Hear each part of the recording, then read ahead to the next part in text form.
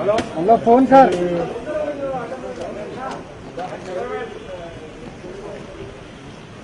Madam side ఉండండి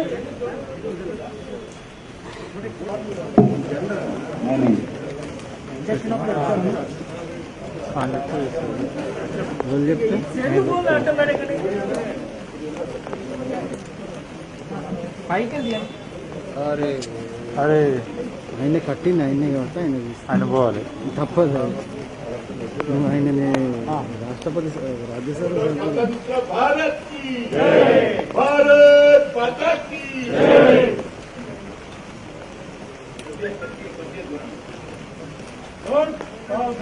भारत माता की स्वतंत्र भारत की बोलो स्वतंत्र भारत की भारत माता की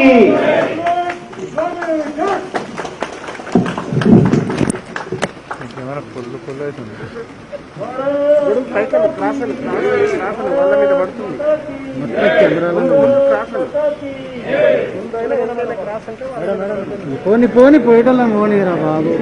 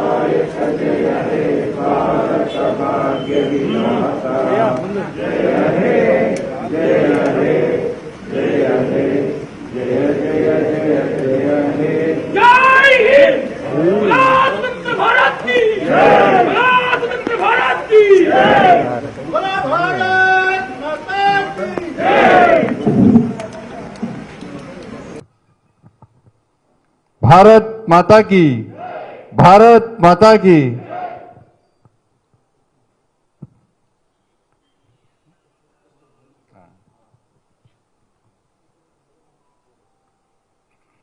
భారతీయ జనతా పార్టీ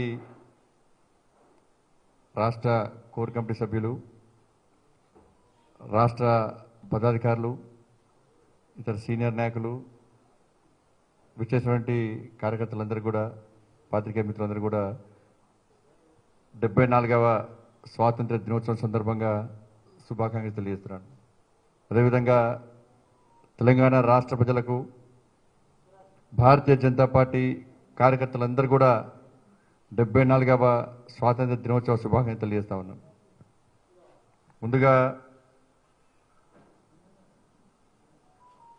దేశ స్వతంత్ర సమరంలో ఈ దేశానికి స్వేచ్ఛా వాయువులు అందించే క్రమంలో వీరోచిత పోరాటాలు చేసినటువంటి ప్రాణత్యాగం చేసినటువంటి ఆ అమరవీరులందరినీ స్మరించుకుంటూ నాటి నుంచి నేటి వరకు కూడా దేశ సరిహద్దులో ఈ దేశ రక్షణ కోసం అసూలు బాసినటువంటి ఆ వీర జవాన్లందరూ కూడా వాళ్ళందరూ కూడా స్మరించుకుంటూ ఏత లక్ష్యం కోసం త్యాగం చేసిరో వాళ్ళ ఆశయాలు నెరవేర్చే దిశగా ఈరోజు ప్రతి భారతీయ జనతా పార్టీ కార్యకర్త కానీ ప్రతి భారతీయుడు కానీ ఆ దిశగా ప్రతిజ్ఞ చేయాలని ప్రతిజ్ఞ పూరాలని చెప్పి అందరికీ విజ్ఞప్తి చేసుకుంటూ అందరికి తెలిసిన విషయమే 73 ఏళ్ళ ఈ మహాప్రస్థానంలో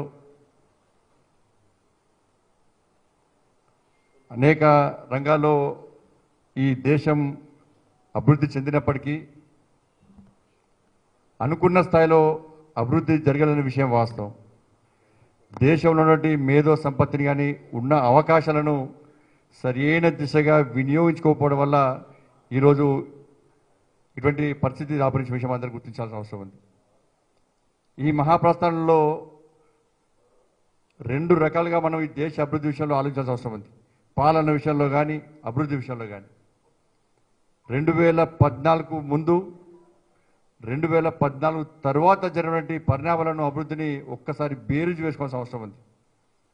ఈ దేశంలో ప్రస్తుతం దేశభక్తుల పాలన కొనసాగుతున్నది. అనేక మంది ఏవైతే దేశం కోసం త్యాగం చేసినారో, దేనికోసం త్యాగం చేసినారో వాళ్ళ త్యాగాలను నెరవేర్చే దిశగా, వాళ్ళ ఆశయాలను నెరవేర్చే దిశగా మోడీ గారి నేతృత్వంలోని భారతీయ జనతా పార్టీ ప్రభుత్వం ప్రతి క్షణం ఆలోచిస్తూ ఈ దేశాన్ని అగ్రరాజ్యాల్లో ప్రథమ స్థానం చేసేయాలి, ఒక శక్తివంతమైన భారతదేశ నిర్మాణం జరగాలి, తల్లి భారత మాతను విశ్వగురు స్థానంలో ప్రతిష్ఠించాలనే ఒక దృఢ సంకల్పంకు, ఒక సంకల్ప దీక్షతో ముందుకు సాగుతున్న విషయాన్ని ఒక్కసారి మనం ఆలోచుకోవాల్సిన అవసరం ఉంది. 7వసారి ఎర్రకోటపై మన ప్రియతమ ప్రధాని శ్రీ నరేంద్ర మోడీ గారు జాతీయ పతాకాన్ని ఆవిష్కరిస్తున్న తరుణంలో దేశమంతా ఒక పండుగ వాతావరణం నెలకొని ఉన్నది. ప్రతిసారి ఏదో ఒక సంక్షేమ పథకాన్ని ప్రకటిస్తూ మొట్టమొదటి స్థానంలోనే మొదట్లోనే జాతీయ పతాకాన్ని ఆవిష్కరిస్తూ ఇవాళ స్వచ్ఛ భారత్ పేరుతోని, జన్ధన్ పేరుతోని ఒక సంక్షేమ పథకాలను అందించిన ఘనత మన నరేంద్ర మోడీ గారు. మనందరూ తెలుసు, స్వచ్ఛ భారత్ ఆ రోజు ప్రకటించిన తర్వాత, ఎర్రగోడపై ప్రకటించిన తర్వాత మన దేశవ్యాప్తంగా పెను మార్పులు జరిగినాయి. మన దాదాపు 90% గ్రామాలు బహిరంగ మల విసర్జన రహిత గ్రామాలుగా ఇవాళ గుర్తింపు వచ్చినాయంటే అది మోడీ గారి ఒక పిలుపు వలని. వాళ్ళ జన్ధన్ అకౌంట్ ద్వారా గతంలో కేవలం 23 కోట్ల మంది భారతీయులకు మాత్రమే బ్యాంక్ అకౌంట్స్ ఉంటే వాళ్ళ జన్ధన్ సంక్షేమ పథకం ద్వారా, స్కీమ్ ద్వారా దాదాపు 40 కోట్లకు పైగా ఇవాళ భారతీయులందరూ కూడా, అనేక మంది పేద ప్రజలు కూడా, బ్యాంకు విషయంలో అవగాహన లేని పేద ప్రజలు కూడా ఈరోజు బ్యాంక్ అకౌంట్స్ ఓపెన్ చేసే వాళ్ళ దాని ద్వారా ఇలా డిజిటల్ బ్యాంకింగ్ అనే నూతన విప్లవానికి నాంది పలికినంటే ఒక్కసారి మనం గుర్తుంచుకోవాల్సిన అవసరం ఉంది. దాంతోపాటు ఈ 6 ఏళ్ల పాలనలో అనేక సాహసోపేతమైన నిర్ణయాలు, ఆర్థిక పరంగా కానీ ఇవాళ అనేక విషయాల్లో ఇవాళ అనేక సంచలనాత్మక నిర్ణయాలు తీసుకొని, సాహసోపేతమైన నిర్ణయాలు తీసుకొని ఈ దేశ ప్రజల యొక్క గౌరవాన్ని, ప్రతిష్టను ప్రపంచంలో చాటి చెప్పడానికి ఘనత నరేంద్ర మోడీ గారు. గతంలో ప్రపంచ దేశాల్లో మన భారతీయులందరూ కూడా భారతీయులను చెప్పుకునేటువంటి అవకాశం లేకుండా వెనుకడు వేసే తరుణంలో ఈరోజు ప్రపంచంలో ఉన్న ప్రతి భారతీయుడు ఎస్ నేను భారత మాత ముద్దుబిడ్డ, నన్ను భారతీయులని సగర్వంగా తలెత్తుకొని చెప్పేటువంటి పరిస్థితి వచ్చిందంటే దాని ప్రధాన కారణం మోడీ గారు తీసుకునే సాహసోపేతమైన నిర్ణయాల విషయాన్ని ఒక్కసారి మనం గుర్తుంచుకోవాల్సిన అవసరం ఉంది. ఒకవైపు దేశము ప్రపంచమంతా కరోనా మహమ్మారి వల్ల ఇబ్బంది పడుతున్న తరుణంలో దేనికి వెనుకడు వేయకుండా ప్రపంచానికి ఒక స్ఫూర్తి సందేశాన్ని అందించే విధంగా మనం మొట్టమొదటిసారిగా లాక్డౌన్ ప్రకటించినప్పుడు కూడా ఈ దేశంలో ఏ ఒక్క పేద ప్రజలు కూడా ఆకలితో అలమటి చెందిన ఉద్దేశంతో ఒకవైపు పార్టీ కార్యకర్తలను సేవా దృక్పథంతో ముందుకు వెళ్ళాలనే సంకేతం ఇచ్చి, ఒక సందేశం ఇచ్చి వాళ్ళ ఒకవైపు భారతీయ జనతా పార్టీ కార్యకర్తలు రాజకీయాలకు అతీతంగా, కులాలకు అతీతంగా, వర్గాలకు అతీతంగా, వర్ణాలకు అతీతంగా సేవా దృక్పథం చేస్తూ పార్టీ పేద ప్రజలు ఆదుకునే ప్రయత్నం చేస్తుంటే వాళ్ళ ఆర్థికంగా కూడా ఈ దేశంలో ఏ ఒక్క ప్రజలు కూడా ఇబ్బంది పడుతున్న ఉద్దేశంతో 20 లక్షల కోట్ల పేరుతోని ఆత్మ నిర్భర భారత్ పేరుతోని సంక్షేమ పథకాన్ని అందించి ఈ దేశ ప్రజలను ఆదుకోవడానికి ఘనత శ్రీ నరేంద్ర మోడీ గారి నేతృత్వంలో భారతీయ జనతా ప్రభుత్వం, మన ప్రభుత్వాన్ని.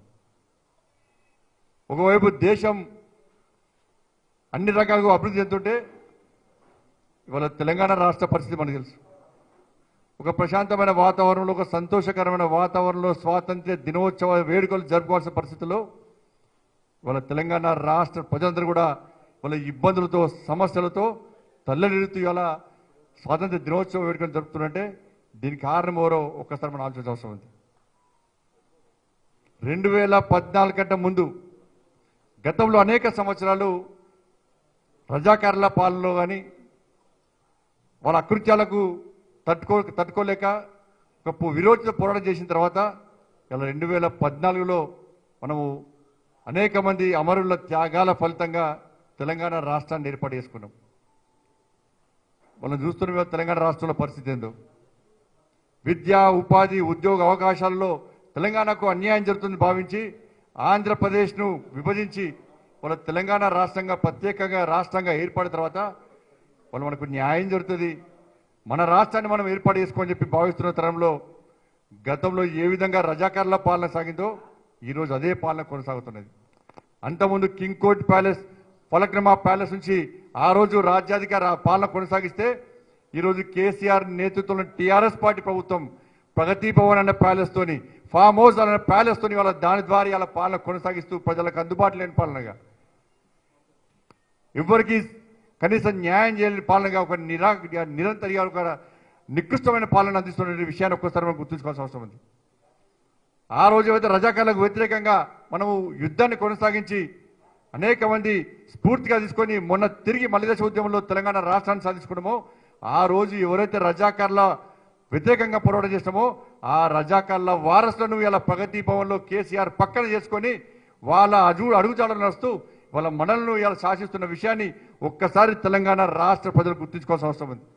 వాళ్ళ దేశానికి స్వాతంత్ర్యం వచ్చిన తర్వాత కూడా 13 నెలల పాటు వాళ్ళ నియంత్రిత పాలన మనం కొనసాగించాం. నియంత్ర పాలనను మనం అనుభవించినాం. వాళ్ళ తర్వాత విమోచన పొందిన తర్వాత ఈ రోజు కూడా ఇంకా గడ్డీల పాలన కొనసాగుతున్న విషయాన్ని ఒక్కసారి మనం గుర్తుంచుకోవాల్సిన అవసరం ఉంది. వాళ్ళ 17th సెప్టెంబర్ ఎట్టి పరిస్థితుల్లో జరపాలని చెప్పి ఆ రోజు ఉద్యమ సమయంలో వివరించినటువంటి కేసీఆర్, డిమాండ్ చేసినటువంటి కేసీఆర్ గారు ఈరోజు దానికి భిన్నంగా ఇవాళ గత అమరవీరుల చరిత్రను పూర్తిగా తెరమరుగు చేయాలి. ఎవరైతే ప్రాణత్యాగం చేశారో వాళ్ళని పూర్తిగా తెరమరుగు చేయాలి. మొదటి దశ ఉద్యమంలో కానీ మళ్ళీ దశ ఉద్యమంలో కానీ ఎవరైతే విరోధ పోరాటం చేశారో, ఎవరైతే మేధావులు ఉన్నారో, ఎవరైతే ఆలోచన పరున్నారో వాళ్ళందరి చరిత్రను తెరమరుగు చేసి ఆయన చరిత్రను, ఆయన కుటుంబ చరిత్రనే రాబోయే తరాలకు అందించాల కుట్రలో భాగంగా వాళ్ళ 17th సెప్టెంబర్ను తెలంగాణ విమోచన దినోత్సవాన్ని జరపకుండా వాళ్ళు నిర్లక్ష్యం చేస్తున్న విషయాన్ని ఒక్కసారి తెలంగాణ ప్రజలు గుర్తించుకోవాల్సిన అవసరం ఉంది. కేవలం ఆయననే ఈ దేశానికి తెలంగాణ రాష్ట్ర ఉద్యమంలో ఆయనే ఓడిచిండు, నేనే చేసిన, నా వల్లనే, నా కుటుంబం వల్లనే తెలంగాణ రాష్ట్రాన్ని సాధించుకోవడం చెప్పి రాబోయే తరాలకు అందించాల కుట్రలో భాగమే 17th సెప్టెంబర్ను తెలంగాణ విమోచన దినోత్సవాన్ని అధికారికంగా జరగకపోవడానికి ప్రధాన కారణం అనే విషయాన్ని ఒక్కసారి మనం గుర్తుంచుకోవాల్సిన అవసరం ఉంది. ఒకవైపు మోడీ గారు దేశంలో అనేక సంక్షేమ పథకాలు కోవిడ్ సందర్భంలో కూడా ప్రవేశపెడితే వాళ్ళ 7,000 కోట్లకు పైగా ఇవాళ కరోనా మహమ్మారి విషయంలో ఈ తెలంగాణ రాష్ట్ర ప్రజలను ఆదుకోవడానికి కేంద్రము 7,000 కోట్లకు పైగా నిధులు కేటాయిస్తే ఏ ఒక్క పైసా ఖర్చు పెట్టకుండా ఇవాళ ఈ తెలంగాణ రాష్ట్ర ప్రజలను వంచి మోసం చేస్తున్న విషయాన్ని ఒక్కసారి గుర్తుంచుకోవాల్సిన అవసరం ఉన్నది.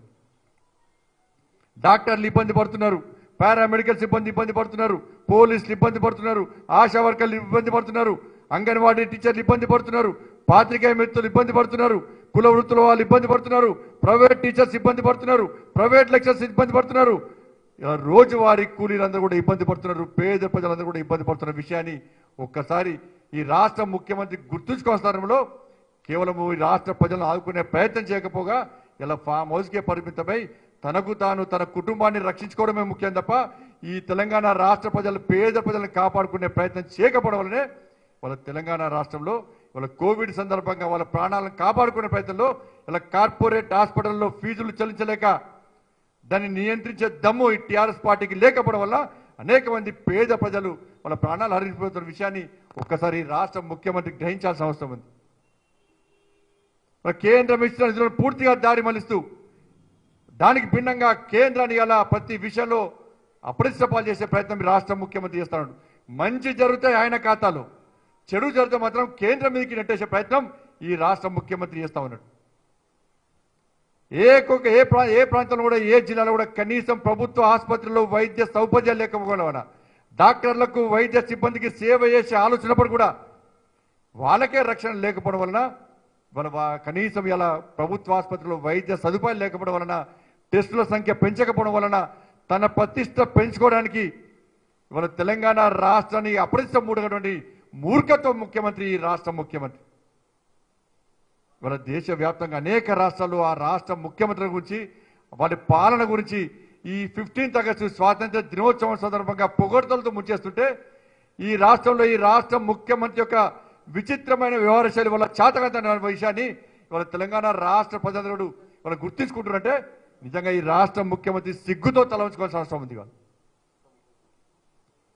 ఒకవైపు కోవిడ్ వల్ల ఇబ్బంది పడుతున్నారు, వాళ్ళ కనీసం ఇంతమంది పేద ప్రజలు ఇబ్బంది పడుతుంటే వాళ్ళ మోడీ గారు దేశ ఆర్థిక వ్యవస్థను పటిష్టపరచడమే కాకుండా పేద ప్రజలను ఆదుకోవాలనే ఉద్దేశంతో, పేద ప్రజలు ఇబ్బంది పడుతున్న ఉద్దేశంతో అనేక సంక్షేమ పథకాలు ప్రవేశపెడితే ఈ రాష్ట్ర ముఖ్యమంత్రి కనీసం ఈ కరోనా మహమ్మారి వల్ల ఈ రాష్ట్రంలో పేద ప్రజలు ఇబ్బంది పడుతున్నారు, అనేక మంది అవుట్ సోర్సింగ్ ఉద్యోగం తొలగిస్తున్నారు, అనేక మంది ఇబ్బంది పడుతున్నారు, వాళ్ళ కుటుంబాన్ని పోషించుకోవడమే ఇబ్బంది కూడా పరిస్థితిలో కనీసము కోవిడ్ లాక్డౌన్ సందర్భంగా ఒక్క సంక్షేమ పథకాన్ని కూడా ఈ రాష్ట్రంలో ఈ రాష్ట్ర ముఖ్యమంత్రి ప్రకటించలేదంటే ఇంతకంటే సిగ్గుచేటి ఇంకోటి కాదు.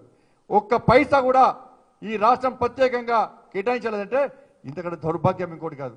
కేవలం కేంద్రం ఇచ్చిన నిధులు తప్ప, కేంద్రం ఇచ్చిన సంక్షేమ పథకాలు తప్ప ఒక్క సంక్షేమ పథకం కూడా ఈ రాష్ట్రంలో ఈ రాష్ట్ర ముఖ్యమంత్రి ప్రత్యేకంగా ఈ సంక్షేమ పథకం ప్రవేశపెట్టలేదు.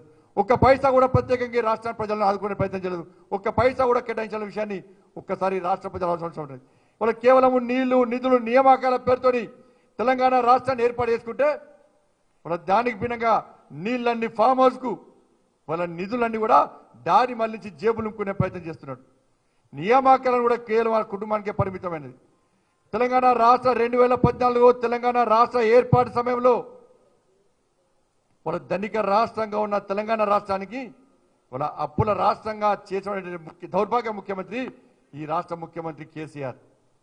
ఇప్పటికే 3 లక్షల కోట్ల అప్పుతో తెలంగాణ రాష్ట్రం ఇవాళ అప్పుల పాలై ఉన్నది. వాళ్ళ ఇలా ఎఫ్ఆర్బిఎం పరిమితులు సడలించొద్దని ఇంకా 1,00,000 కోట్ల అప్పులు చేసేందుకు ఈ రాష్ట్ర ముఖ్యమంత్రి ప్రయత్నిస్తా ఉన్నాడు. అప్పులు చేయడానికి వ్యతిరేకిస్తలేము.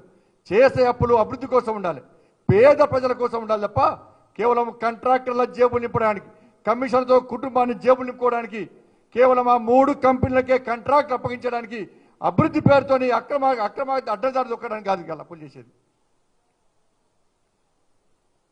వాళ్ళ ప్రాజెక్టుల పేరుతోని ఒకవైపు లాక్డౌన్ ఉంటే, ప్రాజెక్టుల పేరుతోని నామినేషన్ పేరుతోని వాళ్ళ కోట్లాది రూపాయల నిధులను ఇవాళ కేవలం ఆ 3 కంపెనీలకు అప్పగించడానికి ఈ రాష్ట్ర ముఖ్యమంత్రి, ఆ రాష్ట్ర ముఖ్యమంత్రి కలిసి ఆడుతున్న పన్నాగాన్ని ఒక్కసారి తెలంగాణ రాష్ట్ర ప్రజలు ఆలోచించాల్సిన అవసరం ఉంది. భారతీయ జనతా పార్టీ ప్రాజెక్టులకు వ్యతిరేకం కాదు, అభివృద్ధిలకు వ్యతిరేకం కాదు. అభివృద్ధి పేరుతోని, ప్రాజెక్టుల పేరుతోని ఇరు రాష్ట్రాల ముఖ్యమంత్రులు, ఆ రాష్ట్ర ముఖ్యమంత్రి ఆ ప్రజలను మోసం చేయడం, ఈ రాష్ట్ర ముఖ్యమంత్రి ఈ రాష్ట్ర ప్రజలు మోసం చేస్తున్నటువంటి విధానాన్ని మాత్రమే భారతీయ జనతా పార్టీ వ్యతిరేకం. ఇవాళ ఇవన్నీ ప్రశ్నిస్తే ఇలా ఏదో రకంగా ఇరు రాష్ట్రాల ముఖ్యమంత్రులు ప్రాంతీయ విద్వేషాలు తగిలించి రాజకీయ లబ్ధి పొందే ప్రయత్నం చేయడం నిజంగా దుర్మార్గం.